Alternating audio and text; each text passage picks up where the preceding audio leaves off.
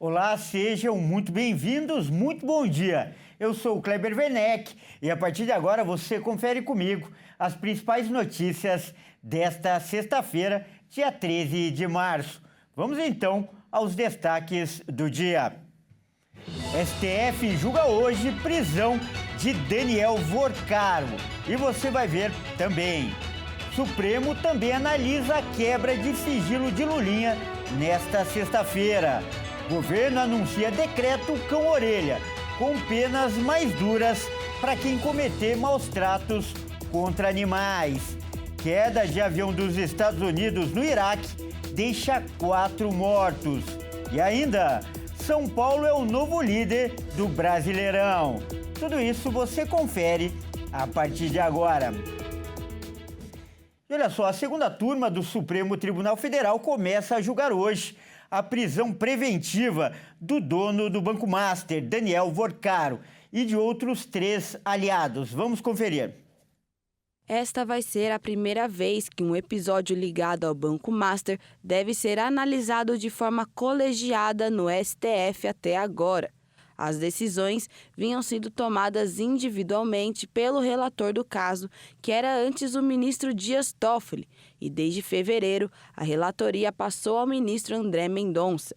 Em sessão virtual, os ministros vão decidir se mantém ou não a medida adotada de forma monocrática pelo relator, que autorizou a prisão preventiva do banqueiro Vorcaro no dia 4 de março. Nesse formato, os integrantes do colegiado têm uma semana para registrar seus votos no sistema eletrônico do tribunal, sem debate entre eles. Atualmente, a segunda turma é composta por Mendonça, Dias Toffoli, Caio Nunes Marques, Gilmar Mendes e Luiz Fux. Mas, nesse caso, Toffoli não vai participar da votação.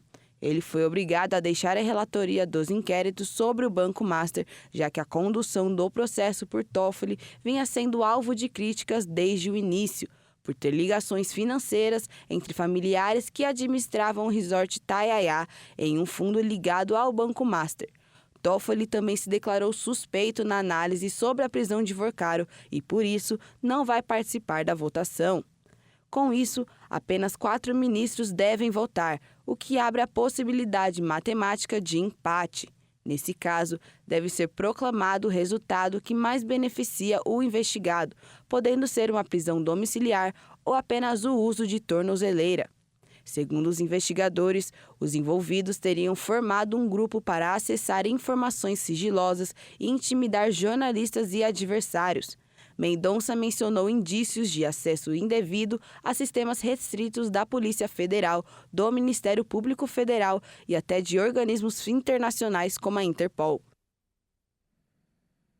E o plenário do Supremo Tribunal Federal também começa a julgar hoje se mantém ou derruba a suspensão das quebras de sigilo de Lulinha, o filho do presidente Lula. A medida foi aprovada pela CPMI do INSS. O julgamento trata de uma liminar concedida por Dino no início do mês. O ministro suspendeu medidas aprovadas em bloco pela comissão que analisa o INSS que determinavam a quebra de sigilo bancário de citados no caso de descontos indevidos em benefícios de aposentados e pensionistas. Entre eles estava Lulinha. Ao suspender as quebras de sigilo, Dino afirmou que a comissão não poderia autorizar medidas invasivas de forma coletiva. Em 26 de fevereiro, a CPMI votou de uma só vez 87 requerimentos de deputados e senadores, incluindo as quebras de sigilo de Roberta Lukessinger e de Lulinha. A base do governo contestou a medida. Mas a deliberação da comissão foi mantida pelo presidente do Senado, Davi Alcolumbre. O mandato de segurança foi apresentado pela empresária Roberta Lukessinger, amiga de Lulinha. No processo, ela questiona a decisão da CPMI do INSS, que determinou a quebra de seu sigilo bancário e fiscal. Mas a liminar acabou impactando outros investigados. E as quebras de sigilo aprovadas pela comissão ficaram suspensas. O ministro também indicou que o colegiado do Congresso pode voltar a analisar os requerimentos, desde que realize debate e votação individualizada das medidas. Agora o caso será analisado no plenário virtual da Corte até o dia 20 de março. Nesse formato, os ministros apresentam seus votos eletronicamente. E o presidente Lula zerou a cobrança de impostos sobre o óleo diesel. O objetivo da medida é garantir o abastecimento do mercado nacional, que está ameaçado por causa da guerra no Oriente Médio. A ideia do governo com as medidas adotadas é evitar uma disparada nos preços dos combustíveis que, consequentemente, afetaria os preços dos alimentos e outros produtos. Já a criação da taxa de exportação, a finalidade é que as empresas de petróleo refinem o produto bruto no Brasil e não no exterior. Com essa decisão, o governo quer evitar o desabastecimento do mercado interno. O presidente Lula pediu o apoio dos governadores para a redução dos impostos estaduais. Eu quero dizer para vocês, nós vamos fazer tudo o que for possível e, quem sabe, esperar até com a boa vontade dos governadores de estados, que podem reduzir um pouco o ICMS também no preço do combustível, naquilo que for possível cada estado fazer, para que a gente garanta que essa guerra não chegue ao bolso do motorista, ao bolso do caminhoneiro e, sobretudo, não chegando ao bolso do caminhoneiro, não vai chegar ao prato de feijão, a salada do alface, da cebola e a comida que o povo mais come. Essa é a intenção dessa coletiva. Eu quero agora assinar o meu decreto aqui para deixar os meus ministros falarem. De acordo com o ministro da Fazenda, Fernando Haddad, com essas alterações, o litro do diesel deve cair 64 centavos por litro na refinaria. Também foram anunciadas ações para reforçar a fiscalização sobre revendedores, para que a menor tributação e o subsídio ao combustível cheguem efetivamente ao consumidor final nas bombas dos postos. O ministro da Fazenda lembrou que a Petrobras não é mais responsável pela distribuição de combustível no Brasil desde a privatização da BR Distribuidora em 2019. Nossa preocupação, preciso enfatizar, é com o fato de que a Petrobras não detém mais uma distribuidora importante de combustíveis. A Petrobras ela era dona da BR Distribuidora e essa companhia foi privatizada. Aconteceu com algumas refinarias também, mas no caso do refino, a Petrobras ainda tem 70% do refino ou mais sob a sua responsabilidade. No caso da distribuição, isso não acontece. Então, nós, também na medida provisória, a pedido do presidente, nós criamos 2 novos tipos para caracterizar a abusividade do distribuidor. Tanto no caso de um armazenamento de combustível injustificado, quanto do aumento abusivo. O ministro Fernando Haddad ressaltou que a política de preços da Petrobras segue inalterada. O Haddad destacou que a política de preços da petroleira, controlada pelo governo, segue em bases sólidas de retorno, com respeito aos acionistas minoritários. Ele afirmou que as medidas para a redução dos preços do diesel anunciadas não têm relação com a política de precificação da companhia. O preço do barril do petróleo atingiu máximas em quase 3 anos. O contrato do petróleo Brent, com vencimento em maio deste ano, voltou a ser negociado acima de $100 pela primeira vez desde junho de 2022, atingindo $101,53. A guerra entre os Estados Unidos, Israel e o Irã já provocou a maior falta de abastecimento de petróleo da história. E no Brasil, o primeiro reflexo foi justamente a disparada no preço do diesel.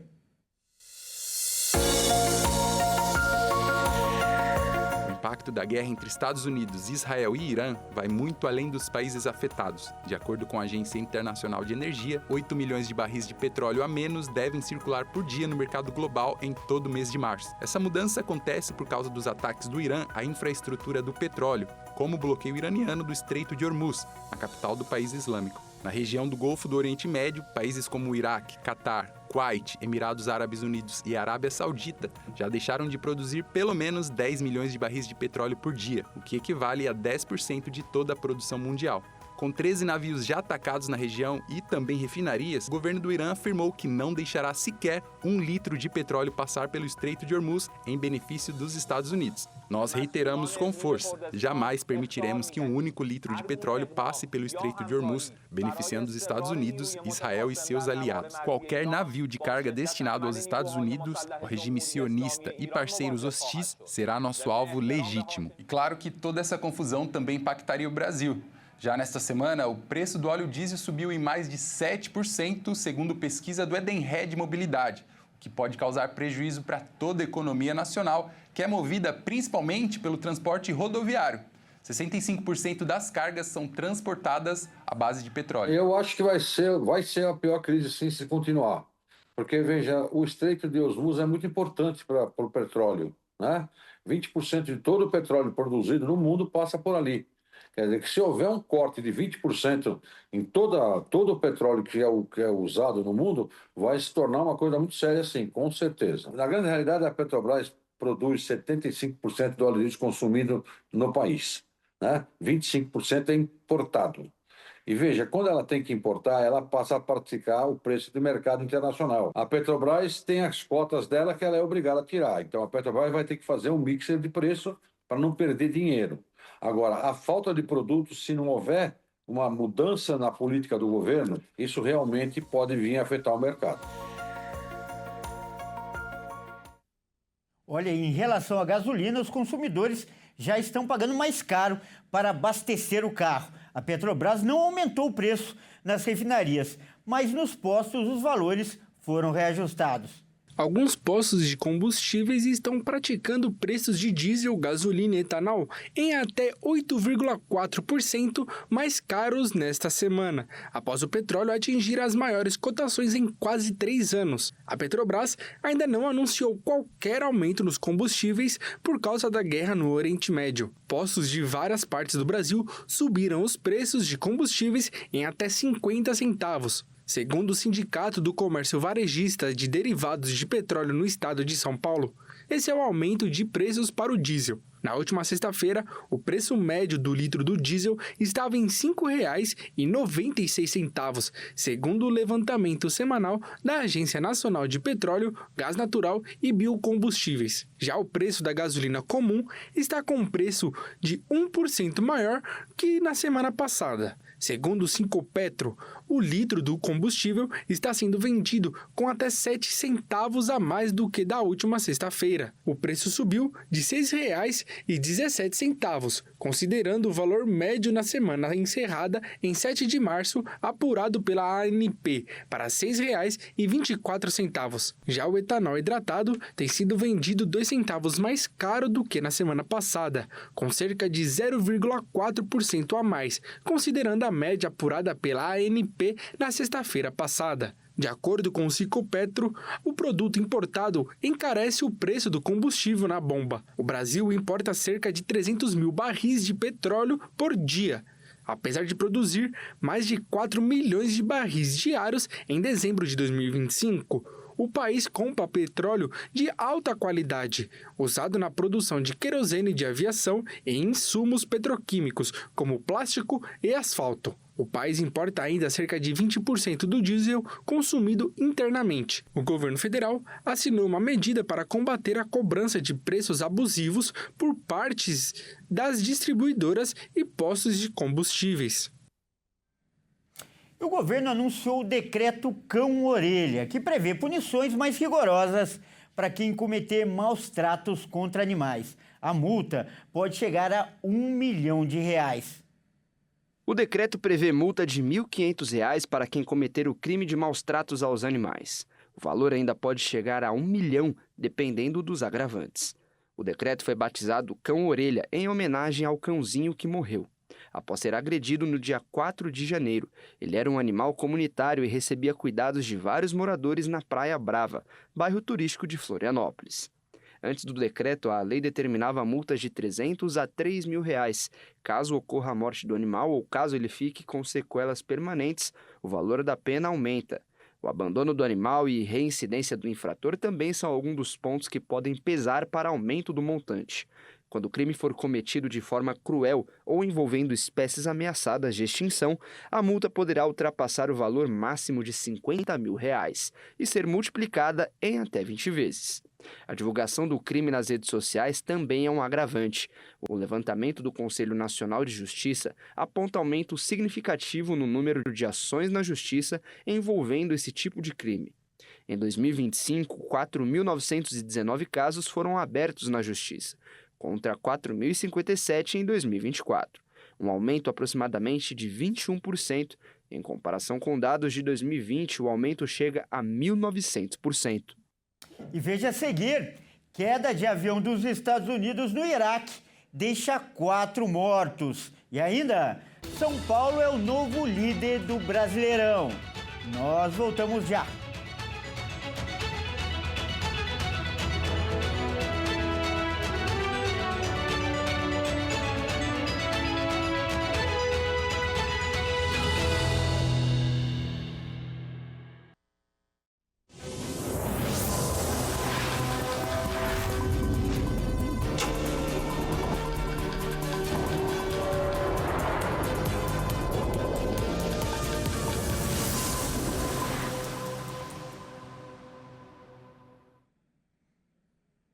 Mais uma vez, seja muito bem-vindo. Nós estamos de volta com o segundo bloco e mais notícias do Brasil e do mundo para você.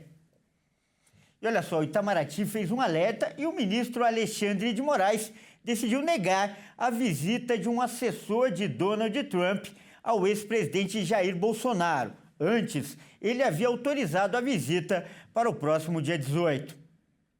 O ministro voltou atrás da própria decisão de terça-feira e desautorizou a visita do assessor do presidente dos Estados Unidos, Darren Betty, mas tinha dado um aval para que a visita fosse acompanhada de um intérprete. Darren foi nomeado pelo presidente dos Estados Unidos para ser assessor encarregado de supervisionar assuntos relacionados ao Brasil. Apesar da alegação de que ele cumpriria a agenda diplomática, não havia um pedido de reuniões ao governo brasileiro. O assessor havia marcado apenas a visita a Bolsonaro. O Ministério das Relações Exteriores afirmou a Moraes que o assessor só pediu agenda diplomática ao Itamaraty depois que Bolsonaro solicitou uma visita. No documento, o Itamaraty confirma que a visita foi comunicada pelos canais oficiais. O assessor alegou que tinha agenda na segunda e na terça da semana que vem em Brasília e depois em São Paulo. O Itamaraty indicou que uma eventual visita ao ex-presidente preso em ano eleitoral poderia configurar ingerência indevida de acordo com a legislação internacional. O objetivo da viagem do conselheiro seria entender o funcionamento do sistema eleitoral brasileiro, além do bloqueio de perfis em redes sociais no inquérito das fake news e milícias digitais pelo Supremo Tribunal Federal. Olha aí, 4 tripulantes morreram após a queda de um avião dos Estados Unidos no Iraque. A aeronave perdeu o controle no espaço aéreo iraquiano durante a guerra contra o Irã. O exército dos Estados Unidos confirmou 4 mortes em uma queda de avião nesta quinta-feira. O Comando Central afirmou que o incidente ocorreu durante a Operação Fúria Épica conduzida contra o Irã e que as tarefas de resgate seguem em andamento. A aeronave, um modelo KC-135, era utilizado para o reabastecimento de caças, quando o piloto perdeu o controle e caiu no oeste do Iraque. 6 tripulantes estavam a bordo, mas o governo americano ainda não informou o paradeiro dos outros 2 passageiros e também não divulgou a identidade dos militares envolvidos. Segundo as Forças Armadas, o acidente não foi causado por fogo amigo ou inimigo, embora um segundo avião dos Estados Unidos estivesse no local. Com essa confirmação, sobe para 11 o número de soldados mortos no conflito contra o Irã. E agora é hora de falar de esportes aqui no Redação Hit. E quem traz as informações é a Nayara Rodrigues. Bom dia, Nayara. Seja bem-vinda. A gente viu aí, Nayara, notícias sobre a guerra no Oriente Médio e parece que a história sobre o Irã participar ou não da Copa do Mundo já acabou definitivamente. Conta pra gente o que está acontecendo, por favor. Bom dia, Kleber. Isso mesmo, ainda estão falando sobre a participação do Irã no torneio e dessa vez o presidente dos Estados Unidos, Donald Trump, afirmou que o Irã não deveria participar mesmo da próxima Copa para sua própria segurança. O presidente dos Estados Unidos, Donald Trump, opinou mais uma vez sobre a presença da seleção do Irã na próxima Copa do Mundo. O líder republicano declarou nesta quinta-feira que o time iraniano não deveria participar do torneio para sua própria segurança em plena guerra no Oriente Médio. Ele, no entanto, deixou claro que a equipe nacional da República Islâmica é bem-vinda no evento organizado pelos americanos junto com o México e Canadá. Durante uma reunião com Trump nesta semana na Casa Branca, o presidente da FIFA, Gianni Infantino, afirmou que ambos analisaram a situação atual no Irã. Foi a primeira vez que Infantino se pronunciou sobre a guerra iniciada pelos Estados Unidos e por Israel contra o Irã em 28 de fevereiro. Em dezembro, o presidente da FIFA criou o Prêmio da Paz da entidade e o entregou ao líder americano, com quem tem relação próxima.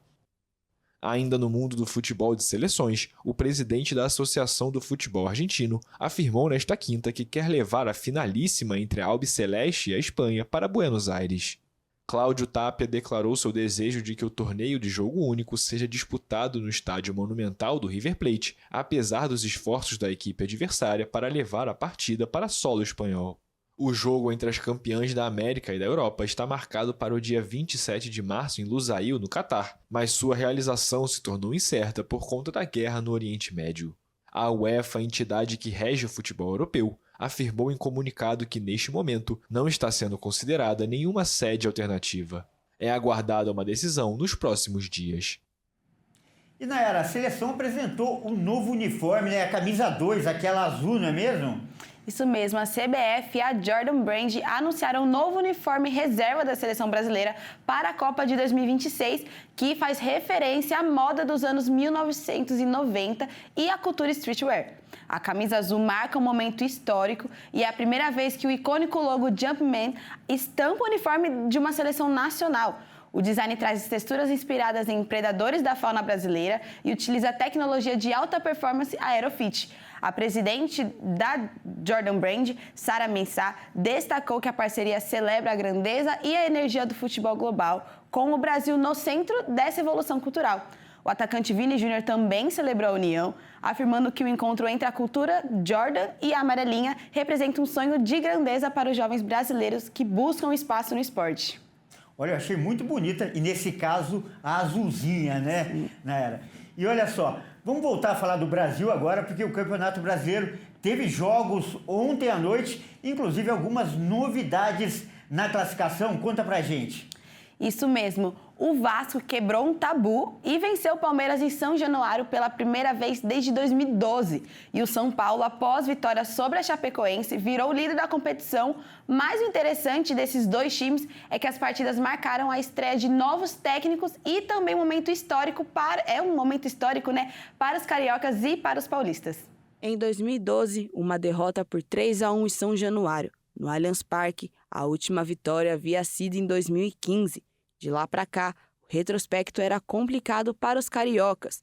Foram 10 derrotas e 4 empates em pouco mais de uma década. No entanto, a partida do Brasileirão de 2026 foi diferente. O Gigante da Colina quebrou a marca histórica ao vencer de virada por 2-1 no Caldeirão de São Januário. A vitória, logo na estreia de um novo treinador, não só encerrou o tabu, como tirou o clube da zona de rebaixamento e renovou o fôlego do elenco para o restante da temporada. Já na capital paulista, também na estreia de um novo técnico, o tricolor decidiu a partida no segundo tempo com gols de Luciano e Caleri e assumiu a liderança da competição. Com o resultado, o São Paulo chega aos 13 pontos e registra seu melhor início de Brasileirão nos últimos 7 anos. A última vez a liderança do clube foi há quase 4 anos, em 10 de abril de 2022, quando o time dirigido por Rogério Ceni abriu o Brasileirão com 4-0 sobre o Atlético Paranaense. Muito obrigada, Kleber. Eu fico por aqui. Um ótimo final de semana a todos e até mais. Eu que agradeço pelas informações e um ótimo fim de semana para você também. Bom, essa edição fica por aqui. Eu agradeço demais a sua companhia e continue ligado em nossa programação. Ótima tarde e até mais.